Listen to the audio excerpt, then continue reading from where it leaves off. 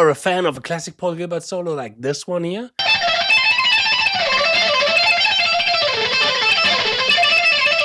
then stick around, because in today's video I have a pretty cool challenge for you where we are trying to recreate the freedom and the style of a 20-year-old Paul Gilbert. Here we go.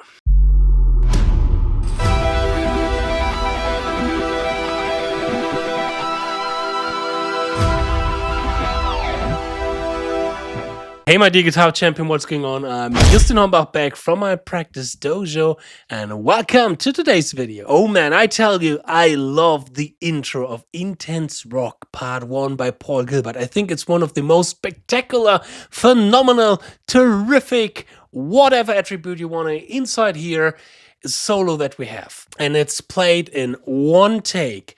That's the thing that always fascinated me. How the fuck could you play this in one fucking take? The endurance, the precision, the improvisational skills that you have to put in there, the knowledge about your fretboard, the freedom in all techniques. God damn it, god damn it. So I can give you a little spoiler here on this YouTube channel. Maybe when the stars are aligned in a correct position and I will have a little bit of luck, we will know more about how Paul Gilbert could do this from Paul himself in the future, maybe when I'm lucky. So you better subscribe to this channel if you want to get more insight into playing styles like Paul Gilbert, because there's something pretty cool coming up in 2 days. And yeah. Anyways, yeah, as I've mentioned, I've always been a fan of the solo, and I always wondering, okay, how the fuck can you do this? Or what can we do to recreate this freedom? Because I believe that, yeah, Paul, he probably didn't have like a practice schedule, a practice sheet. He's one of those lucky bastards who does not need educational help like this. Unfortunately, I can tell you from my experience as an educator for the last 15 years, he is a lucky one. We all, me included, and you who are watching this video, we are not so lucky. We definitely have to rely on practice schedules and a practice routine to come to a certain level like this. But hey, the good thing is, with modern knowledge about guitar education and guitar playing, with some really great YouTubers out there, we all can achieve this kind of level a little bit easier. And it's not just a pure thing out of luck that one person out of 1,000 persons is able to do these kind of things. So to train a little bit these kind of situations, or to push myself into those situations, I set up a challenge where I said to myself, okay, I want to recreate the solo, not covering that solo, but recreate the idea of that solo. So I took myself a timer and I set it on the same length like the solo is, which are 2 minutes and 15 seconds. And in those 2 minutes and 15 seconds, I want to improvise a shred solo in the style of Paul Gilbert. So it has to include a lot of 3-note per string speed picking. It has to include some blues phrases. It has to include some legato sections. It has to include some string skipping. And it has to include some arpeggios. How we are recreating this is up to you, up to me. It's totally improvised, because that's the next goal. It should be totally improvised. Nothing pre-written or certain ideas coming out pre-recorded, pre-written, whatever. Allowed are certain breaks in between licks, just to, you know, get a short kind of breath to go from one shred line to the next shred line. Restarting a lick is allowed, because Paul is doing that as well in the solo. You can hear how he's starting certain ascending lines, and then he has to restart it again because maybe he did not get it to a point where he wanted to have it in his improvisation.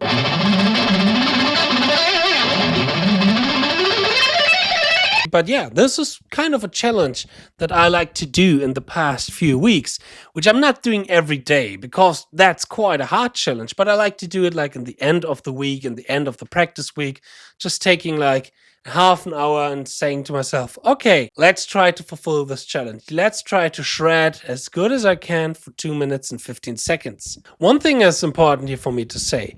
that we don't have to be perfect in this improvisation. Of course, we have certain goals that we're trying to achieve in this improvisation, but we don't have to be perfect because Paul is not perfect in that solo. He's definitely playing some wrong notes and quotes here and there. That's super normal. That's superhuman.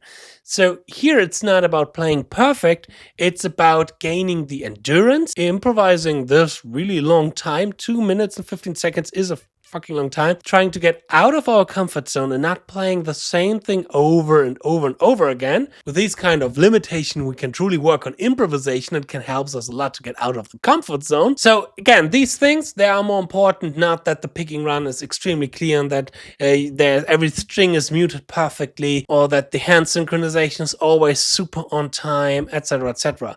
There is a space, of course, in our practice routine where we are focusing on these things and trying to improve on these things. And I truly believe that we still have to have space in our practice routine to just jam and just play, no matter how we are playing it, but just play.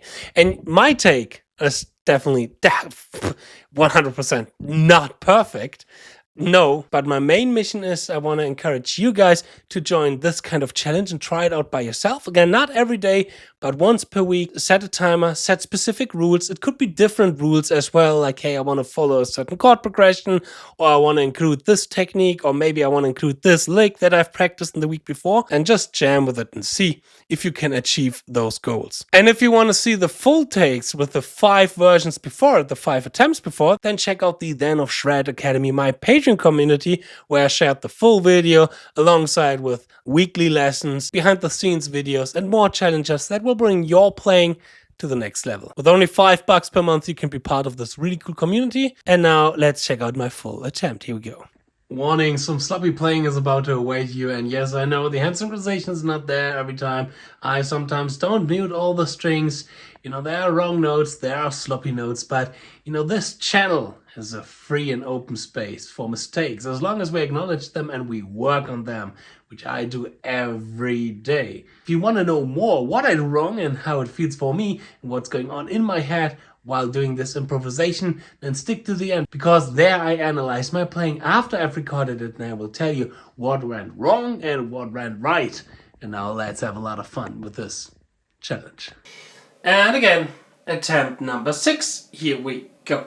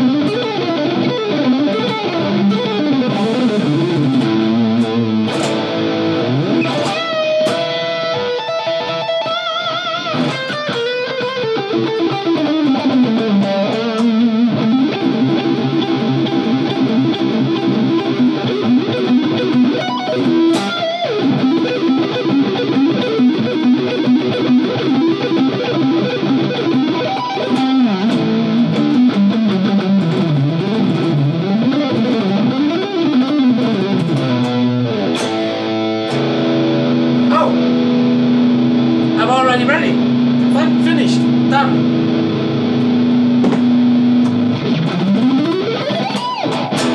You are a fan of those shred legs? You want to know how to learn and to improvise with those speed picking lines and runs?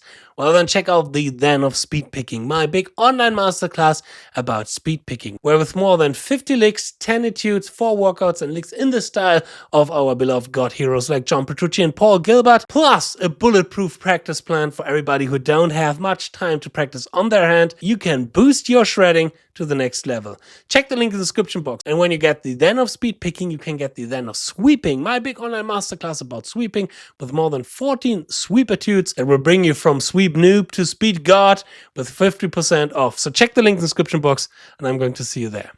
All right, so let's analyze this a little bit. Where did I start? I think around here. Yeah, that's the last take. Let's see. And again, attempt number 6. Here we go.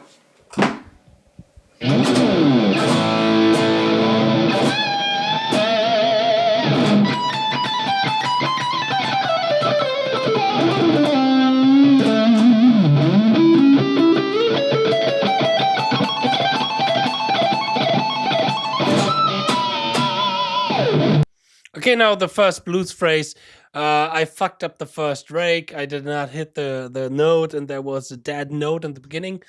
Then the blues phrase itself was a little bit repetitive. It could be have some variations here and there that wouldn't be too bad for this kind of blues kind of thing.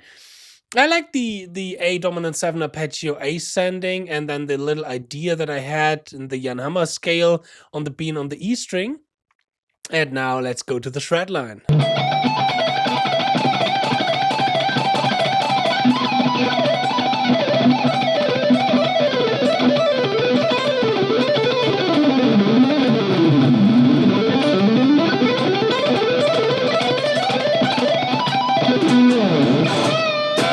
So far so good.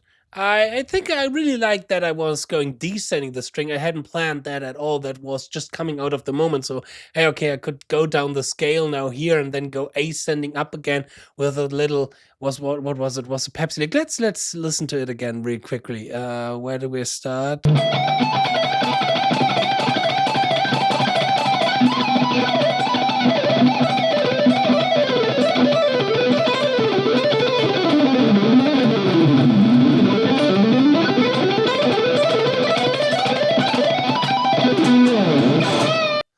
Yeah, there is a string that I always constantly touching, which is not properly muted, and you can hear that. It's like, I think it's, yeah, it's the G string.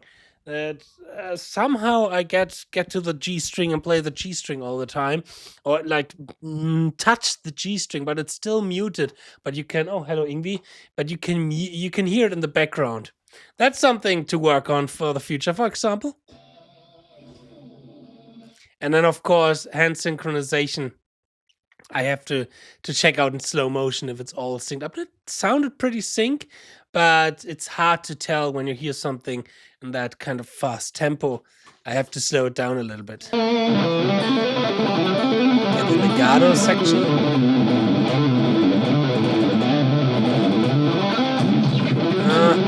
That last one was nothing. The ascending Paul Gilbert lick. A little bit too harsh dynamic in the right hand playing the melody line. Your favorite lick? Ascending 3 note per string patterns.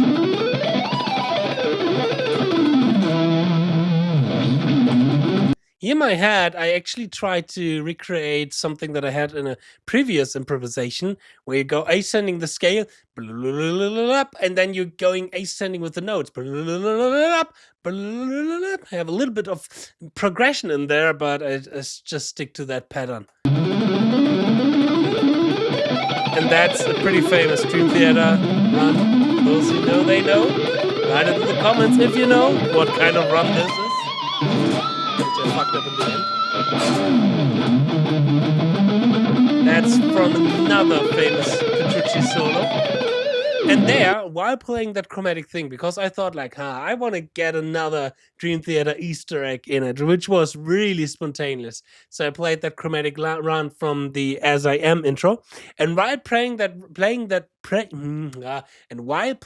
run, I realized, oh, I don't have much time on the hand anymore, or the countdown. It should be over soon, and I still have to play the string skipping section. Unfortunately, the string skipping section is, for my left hand, the most tiring kind of thing to play. The endurance there is quite hard, so you will hear that when I play this Paul Gilbert string skipping kind of thing. First of all, again, the G string, I think, is running all the time.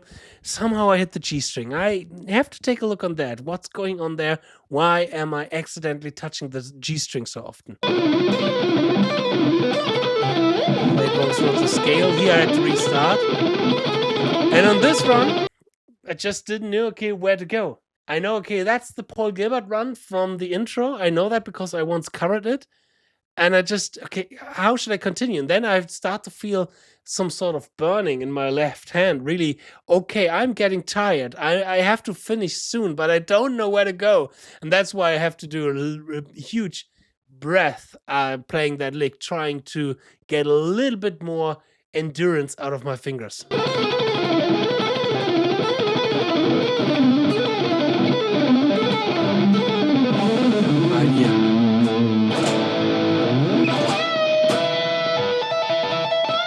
Trying to do some phrasing stuff. And then I wanted to add some more arpeggios.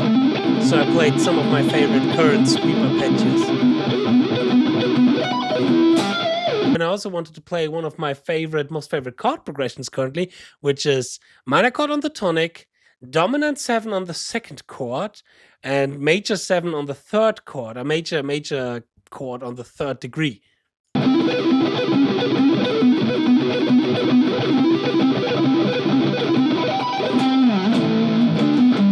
But fucked it up a little bit. Then I start to realize, wait a second, is the timer ringing? I couldn't hear it because my phone is not really loud because it's pretty old, and so the speakers are not pretty loud, and I heard a glimpse of playing that arpeggio, those arpeggios. So like, hey, wait a second, am I already done? Yeah, I realized I'm already ready. Already ready. That's not really good English. So I hope you liked this little video, and I hope you liked this little challenge. I hope I'm going to see you in my next video. I wish you a lot of fun learning, practicing, and mastering the guitar. Cheers, and power your progress. Bye.